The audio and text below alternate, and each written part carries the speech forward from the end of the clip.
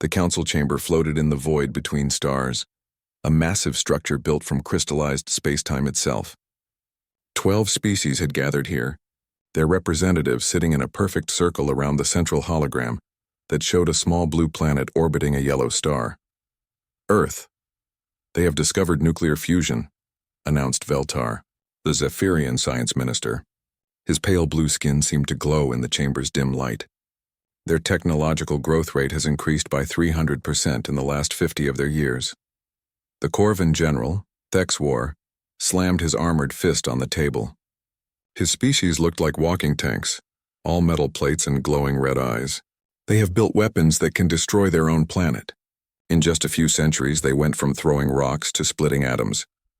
That is not the problem, said the ethereal voice of High Counselor Zephlin, eldest of the Zephyrians. The problem is their expansion rate. Look at their system. The hologram zoomed out. Red dots marked human settlements throughout their solar system. Bases on their moon. Mining operations on asteroids, research stations near other planets.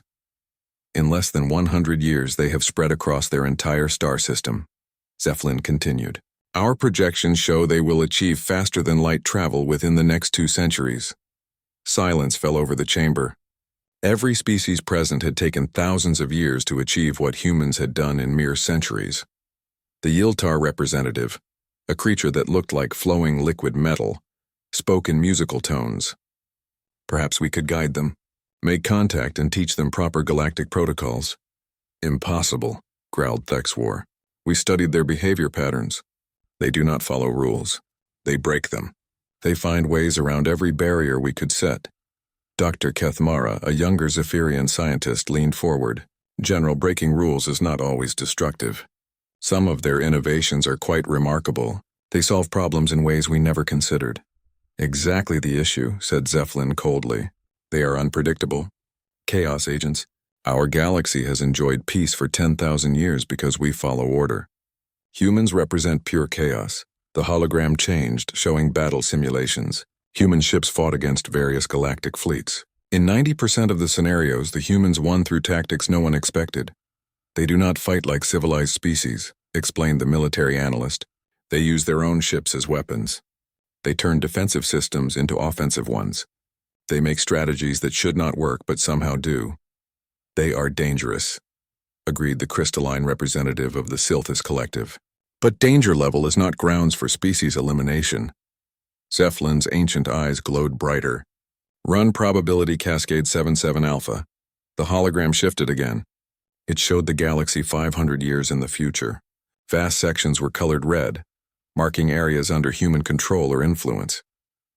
This assumes normal human expansion, the analyst explained. 67% of known space falls under human influence. Most importantly, they do not conquer through force alone. They convince other species to adopt their chaotic methods. The projection continued. By 1,000 years, the galaxy looked completely different. Old trade routes were gone. Established government systems had been replaced with something called democratic republics. Even the ancient Forerunner ruins showed signs of human modification. They do not just take territory, Zephlin said. They change everything they touch. They make other species think like them, act like them. They spread chaos like a virus. Dr. Kethmara studied the projections carefully. High Counselor, these projections assume humans remain aggressive and expansionist. Many species become more peaceful as they advance. Show her the cultural analysis, ordered HFY. New data filled the air. Videos of humans in various situations. Humans climbing impossible mountains just because they were there. Humans diving into deep oceans just to see what was down there. Humans launching themselves into space in primitive rockets that should have killed them. They do dangerous things for no logical reason, the analyst explained. They call it adventure or exploration. They risk death for knowledge or experience. This behavior does not decrease with advancement. It increases. More videos showed humans in crisis situations. Natural disasters, equipment failures, impossible odds. In every case, humans found ways to survive that broke conventional thinking. They do not accept defeat, said Zephlin. They do not follow natural laws of probability. When faced with impossible situations, they make them possible through pure stubborn will. The Yiltar representative shifted nervously. These traits could benefit the galaxy. Innovation is valuable. Innovation within limits, corrected Zeppelin. Controlled progress maintains stability. Human-style innovation destroys existing systems to build new ones. They do not improve things. They replace them. The chamber fell quiet as representatives considered this. The galaxy had been stable for so long that most species had forgotten what rapid change felt like. The erasure protocol has been prepared, announced Zeppelin finally. Temporal manipulation matrices are in position around the human system. Quantum memory scrubbers are ready to activate across all galactic databases. Dr. Kethamara felt her heart skip. High Counselor, you cannot mean to eliminate an entire species. We mean to prevent galactic chaos, Zeppelin replied. The erasure protocol will remove humans from existence entirely.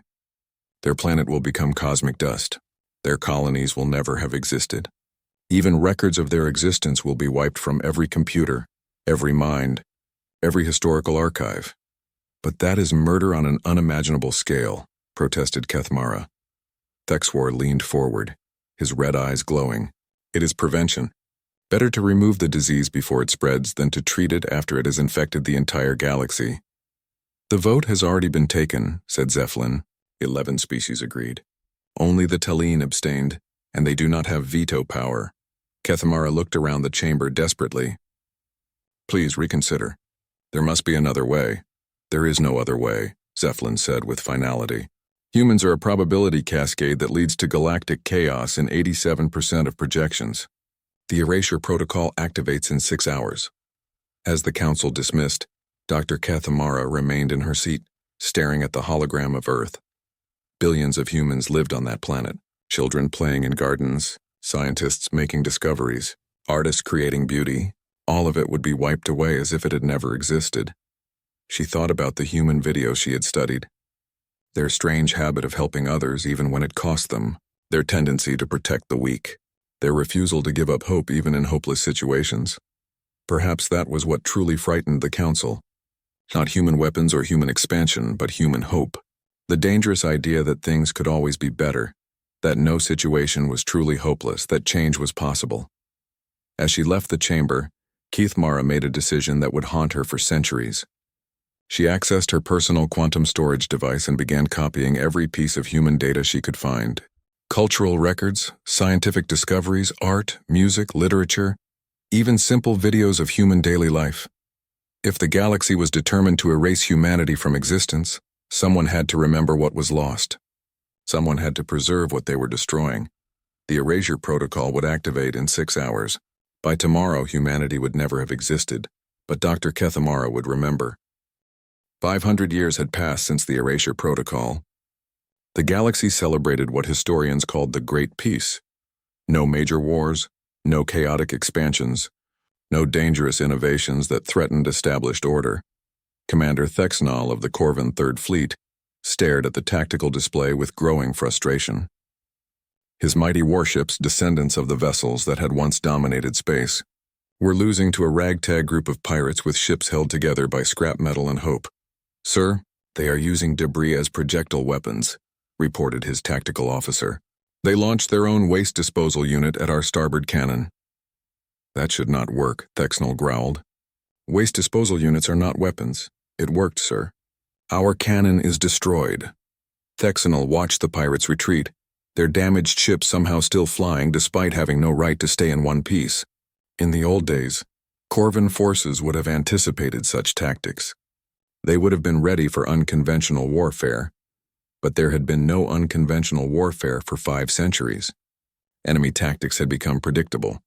Everyone followed the same military doctrines, used the same strategies, fought the same way. The Corvins had grown soft. Meanwhile, on the research world of Zephyr Prime, Dr. Yilthara stood before a wall of equations that had remained unsolved for 300 years.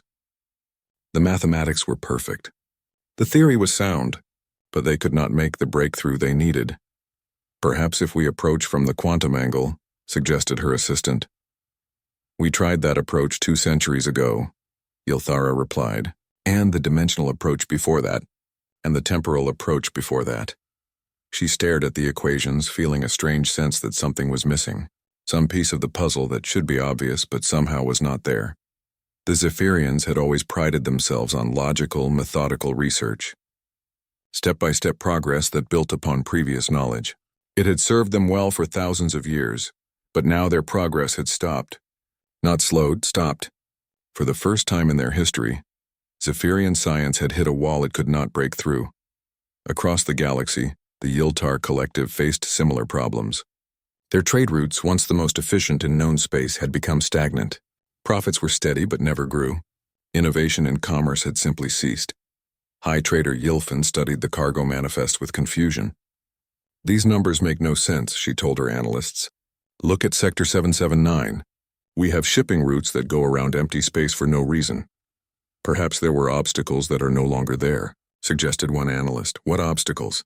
"There are no records of anything ever being in that region. But the routes curve around it like something was there." Similar mysteries appeared throughout their databases. Trade agreements that referenced species that did not exist. Economic models that included variables for markets that had never been established. It was as if their entire commercial system had been built around something that was no longer there. The strangest phenomenon was happening in the outer rim territories. Ships would arrive at coordinates that should have contained established colonies or research stations, only to find empty space. Not destroyed settlements, just empty space, as if nothing had ever been there. Captain Silvex of the exploration vessel Crystal Wind filed yet another report about a missing colony. "Coordinates match perfectly with our navigation database," she transmitted to headquarters. "But there is nothing here. No debris, no signs of construction, no indication anything was ever built in this system." The response came back hours later. Navigation database updated. Colony designation removed. No record of settlement ever planned for those coordinates. But Silvex knew she had been to this system before. She remembered delivering supplies to a small research outpost.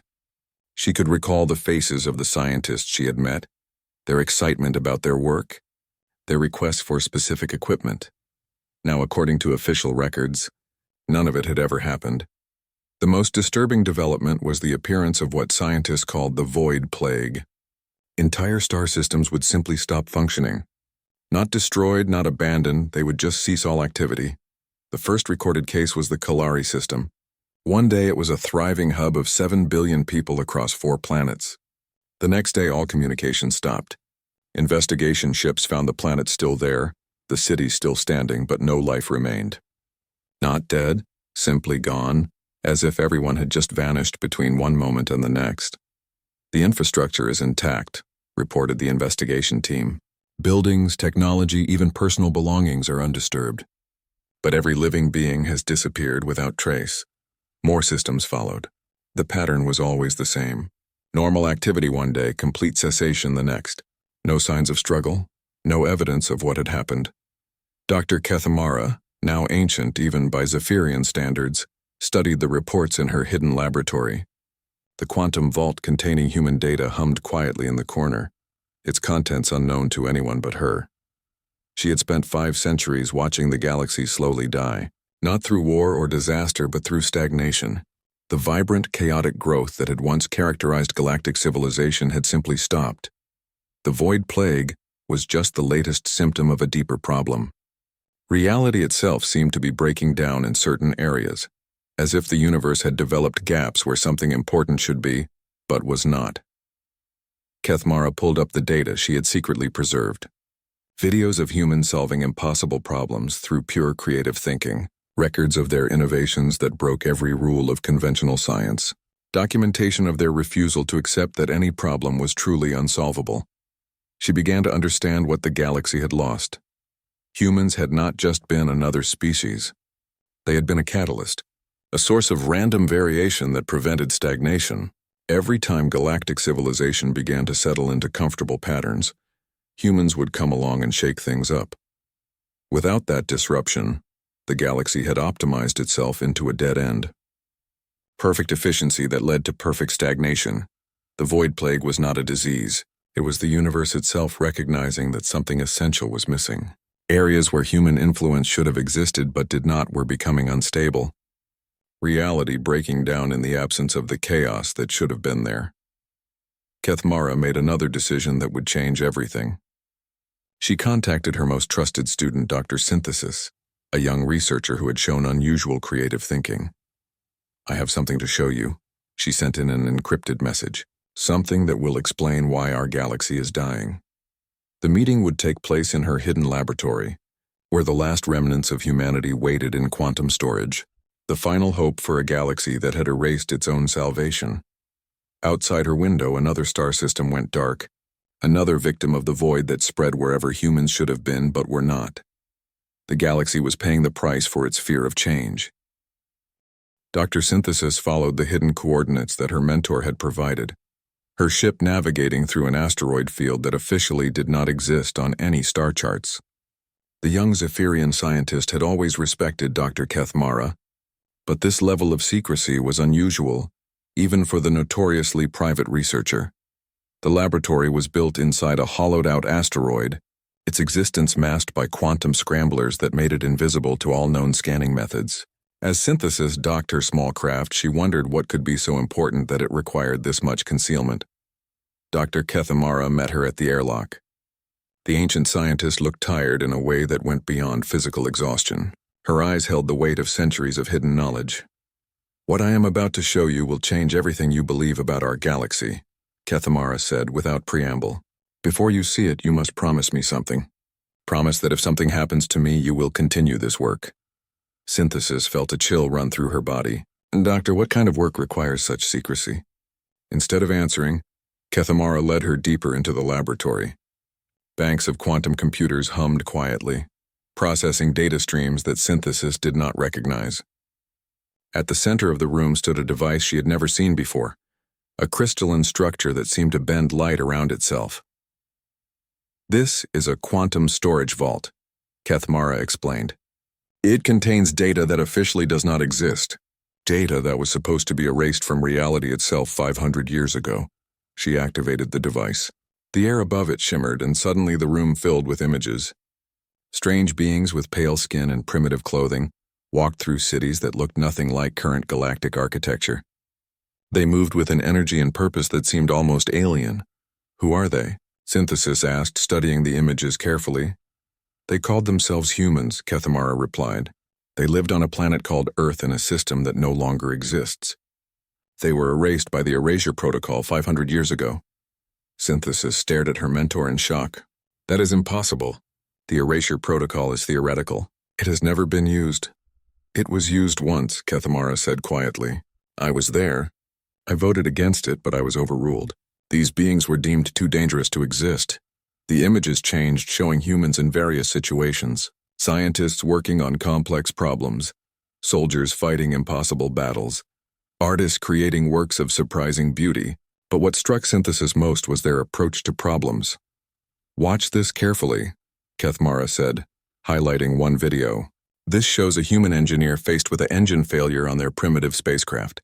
See how they solve it."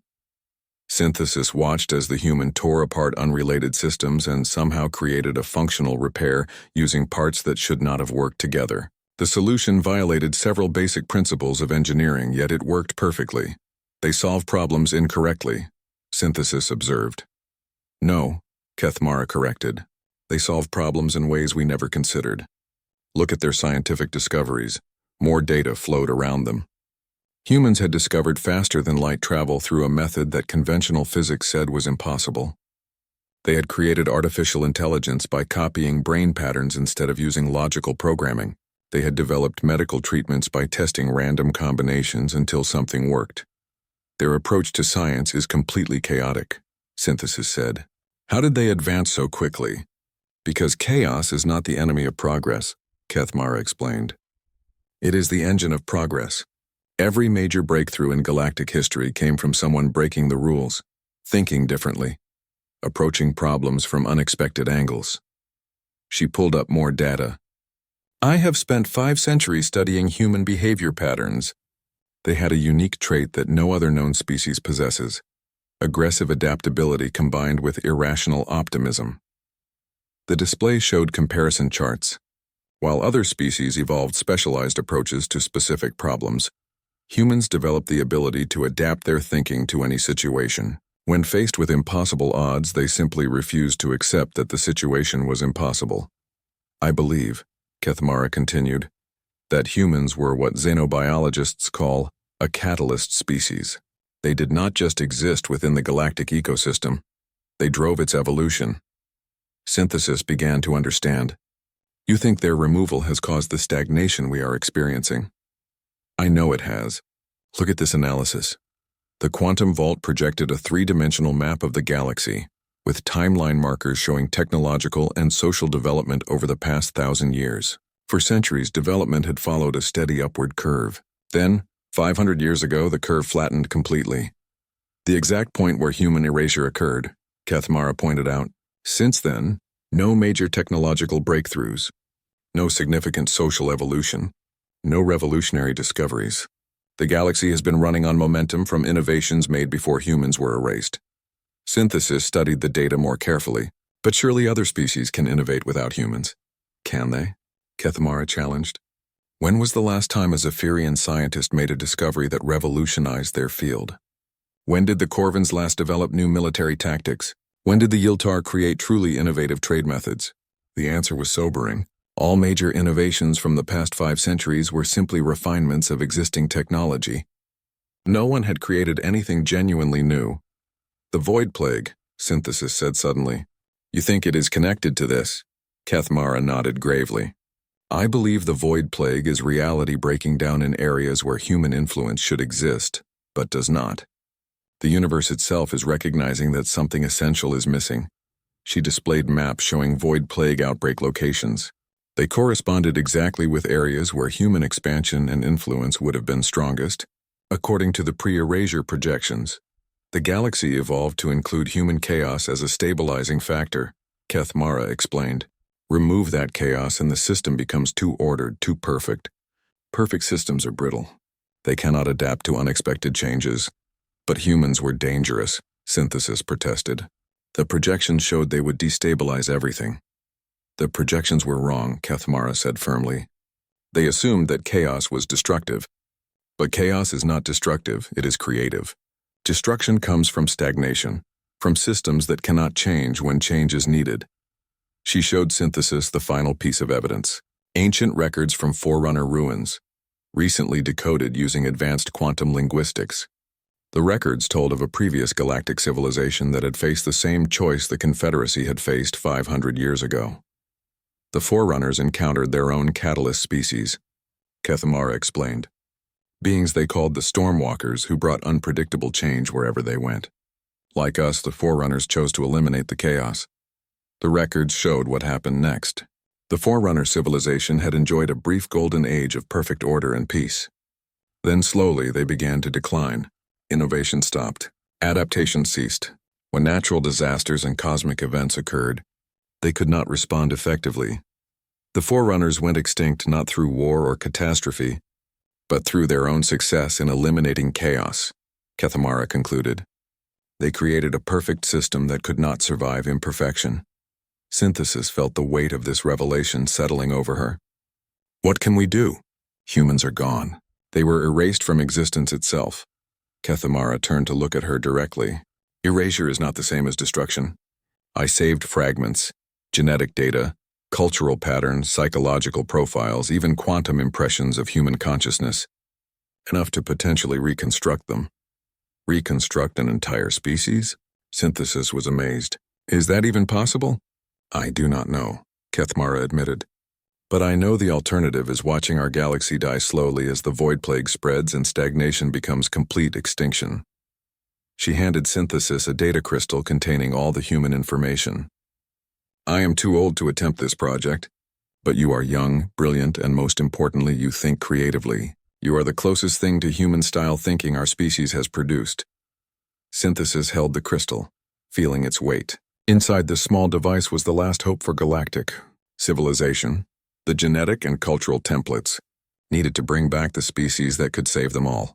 There will be those who oppose this, she said. Yes, Kethmara agreed. Many will prefer slow extinction to chaotic salvation. But the choice is no longer between order and chaos. It is between change and death. Outside the hidden laboratory, another star system went dark, consumed by the void that spread wherever humans should have been but were not. Dr. Synthesis stood in the center of her secret laboratory, surrounded by the most advanced genetic reconstruction equipment in the galaxy. 3 years had passed since Dr. Kethamara had died, leaving her the sole guardian of humanity's legacy. The Void Plague had accelerated during those 3 years, consuming entire sectors of space. The first reconstructed humans lay in stasis pods around her. After months of careful genetic reconstruction and cultural programming, she had created what should have been perfect replicas of the extinct species. They had human DNA, human appearance, even human memories downloaded from the cultural fragments Kethamara had preserved. But something was wrong. Subject 17 shows excellent cognitive function, reported her assistant, Dr. Velsoon. His problem-solving abilities are remarkable, and his learning rate exceeds most galactic species. But, Synthesis asked, sensing the hesitation in her colleague's voice, but he approaches problems logically, methodically, like a Zephyrian with human appearance. Synthesis nodded grimly.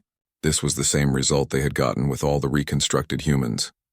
They were brilliant, creative, and innovative, but they lacked the essential quality that had made original humans special, the ability to think in completely unexpected ways. Show me the tactical simulation results, she requested. Velson activated the holographic display.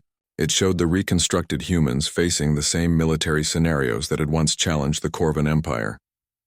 The results were predictable. The reconstructed humans developed effective strategies using conventional thinking. They won through superior planning and execution. Original humans, according to the historical data, had won through impossible tactics that should not have worked, but somehow did. They are missing the chaos factor, Synthesis concluded. We can recreate their genetics and their culture, but we cannot recreate the conditions that made them truly human. Perhaps we should try a different approach, suggested Dr. Yilnan, a Yiltar scientist who had joined the secret project. Instead of perfect reconstruction, maybe we need to introduce random variables. Before Synthesis could respond, alarms began blaring throughout the laboratory. Emergency lights bathed everything in red as her security system detected an incoming fleet. Confederacy forces, announced the computer. 12 ships approaching. They will reach this position in 20 minutes. Synthesis felt her heart sink. Despite their careful precautions, someone had discovered their location. The project was about to be destroyed before it could succeed. Emergency protocols, she ordered. Download everything to portable storage. Prepare the reconstructed humans for emergency transport. As her team rushed to save their work, Synthesis accessed the communication system. The face of High Admiral Thexmar appeared on screen, the Corvan military leader's red eyes glowing with anger. Dr. Synthesis, he growled, you are under arrest for violation of the Erasure Protocol and crimes against galactic stability. Admiral, Synthesis replied calmly, the galaxy is dying. The Void Plague has consumed 47 systems in the past year alone. We are trying to save civilization. You are trying to resurrect the species that nearly destroyed civilization. Thexmar shot back. We will not permit chaos to return to our ordered galaxy. Order without adaptation is death, Synthesis argued. Look around you. How many innovative solutions has the Confederacy developed for the Void Plague? How many breakthrough discoveries have we made in the past century? Thexmar's expression grew darker. Surrender now and your punishment will be lenient. Continue this madness and you will share the fate of the species you are trying to resurrect. Synthesis cut the communication and turned to her team. How long until the transport is ready? 15 minutes, Velson reported. But the Confederacy ships will be here in 12. Then we make our stand here, Synthesis decided. Activate the laboratory's defensive systems. Doctor, protested Yilnan, our defenses cannot hold against a Confederacy fleet. They do not need to hold, Synthesis replied. They just need to delay. As the defensive systems powered up, Synthesis made a desperate decision. She activated the emergency awakening sequence for all 17 reconstructed humans. They would awaken confused and disoriented, but perhaps their fresh perspective could find a solution that conventional thinking could not. The first attacks struck the laboratory's shields. Energy blasts that could destroy planets were absorbed and redirected by the quantum defensive matrix, but Synthesis knew the shields would not last long. Doctor, called one of the awakening humans sitting up in his stasis pod. What is happening? We are under attack, Synthesis explained quickly. I know this is confusing, but you are humanity's last hope. Your species was erased from existence 500 years ago. We reconstructed you to save the galaxy from a plague that is destroying reality itself. The human, she had designated him Adam 17, looked around the laboratory with clear, intelligent eyes. Okay, he said simply. What do you need us to do? Synthesis was struck by his immediate acceptance of an impossible situation. Even reconstructed humans showed more adaptability than most galactic species. We need to escape, she explained. The Confederacy forces want to destroy you because they believe humans are too dangerous to exist. How many ships? Asked another awakening human designated Eva 12. 12 heavy cruisers, Velson reported. What defenses do we have? Adam 17 inquired. Standard defensive shields and some mining equipment, Synthesis replied. The humans looked at each other and began speaking in rapid, excited voices. Synthesis watched in fascination as they discussed possibilities that her team had never considered.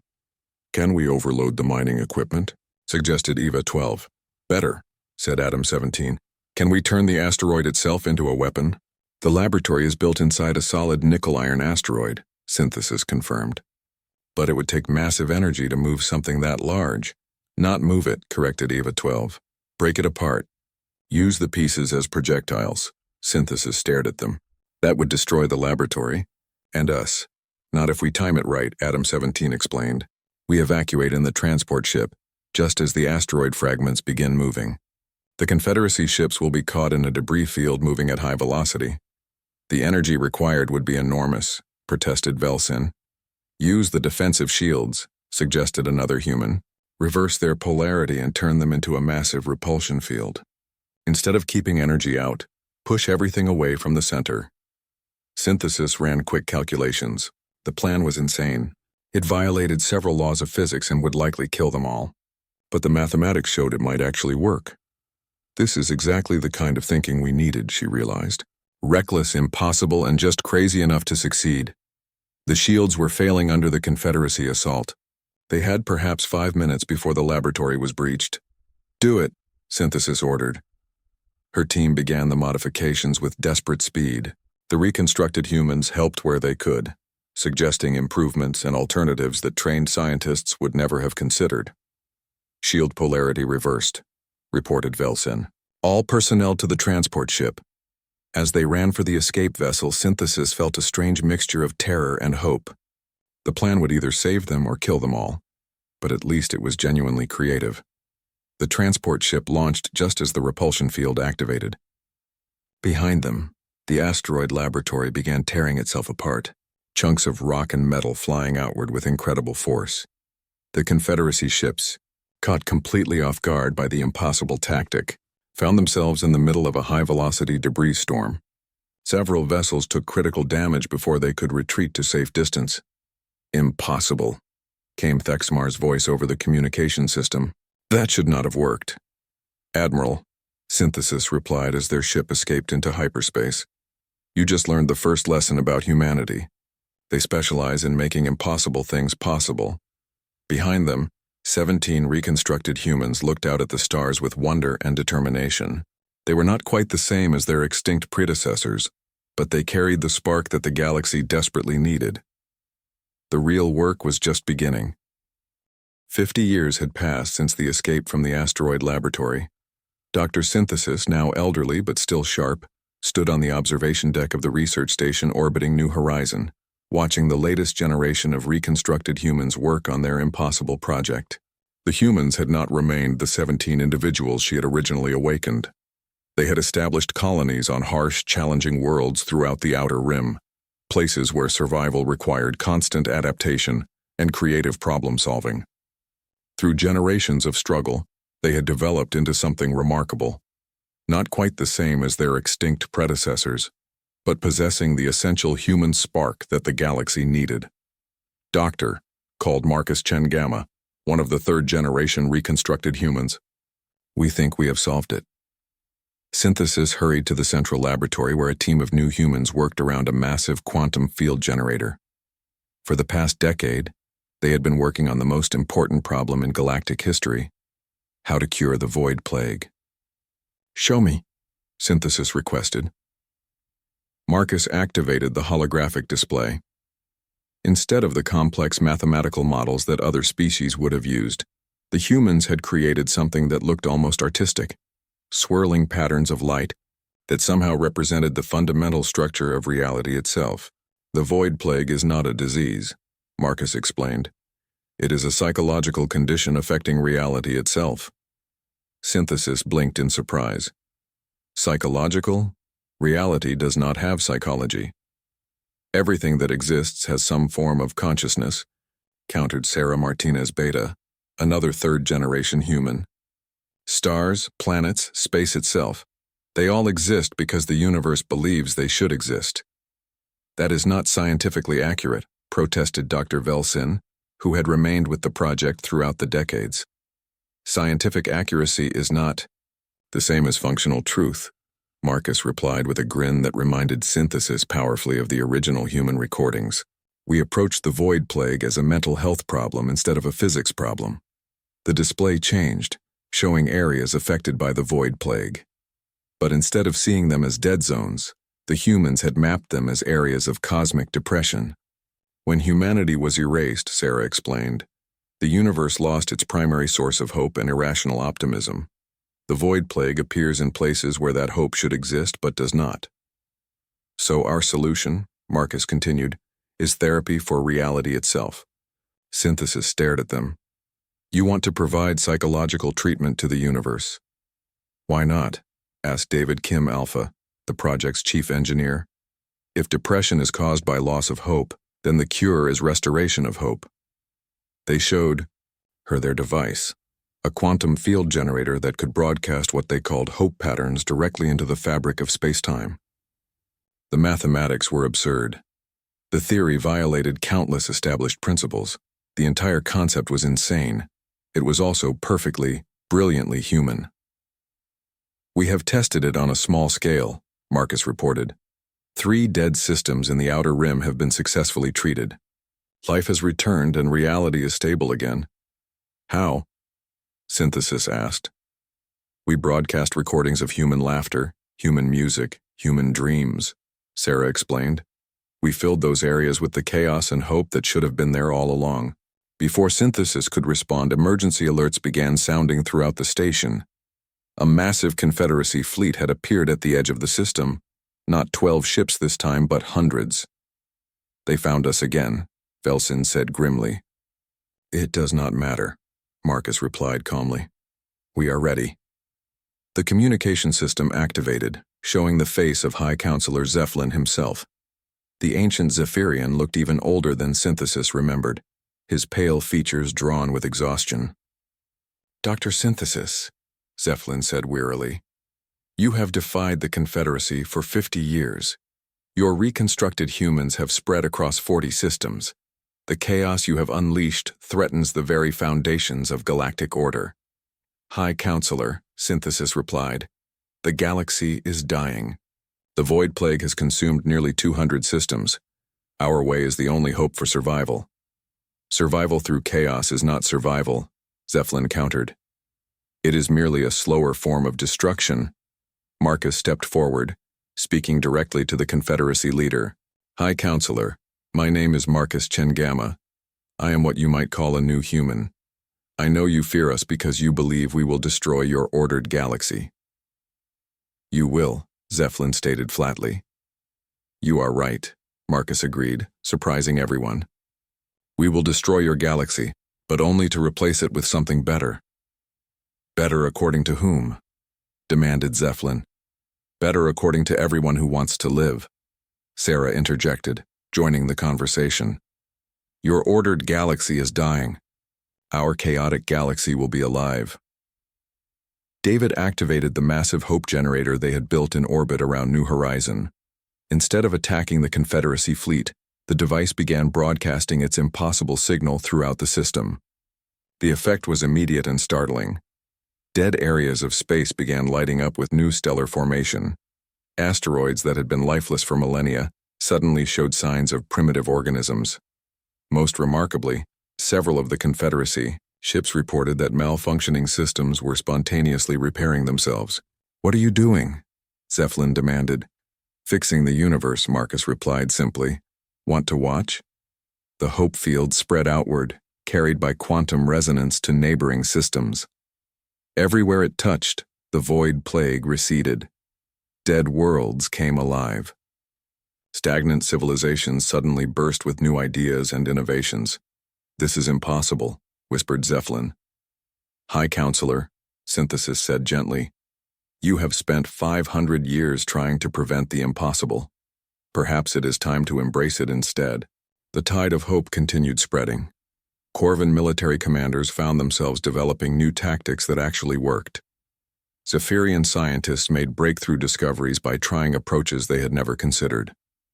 Yiltar traders opened entirely new markets by thinking outside established patterns, and throughout the galaxy people began to dream again. "I do not understand," Zeppelin admitted, his ancient voice filled with confusion. "How can chaos create order?" "It cannot," Marcus explained. "But it can create something better than order.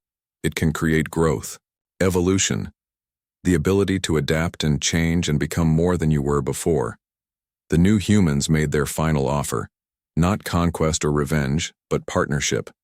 They proposed a new confederacy based on what they called constructive chaos theory, the idea that stability came not from eliminating disruptive elements, but from learning to grow stronger through them. "You erased us from history because you feared we would change everything," Sarah said. "You were right to fear that. But change is not destruction. It is transformation." As the hope field reached the galaxy's core systems, something unprecedented happened. The ancient Forerunner ruins began activating, their long, silent technology responding to the return of chaos and possibility. Messages in long-dead languages appeared on screens throughout known space. The translations, when they came, contained warnings about catalyst species and the importance of preserving them, but more importantly, they contained gratitude. Messages from the extinct Forerunners thanking anyone who might one day restore the chaos they had foolishly eliminated. High Counselor Zeppelin sat in his command chair, watching his ordered galaxy transform into something wild and wonderful and terrifyingly alive. For the first time in 5 centuries, the future was uncertain. For the first time in 5 centuries, that felt like hope. "What guarantees do we have," he asked finally, "that you will not destroy us as we destroyed you?"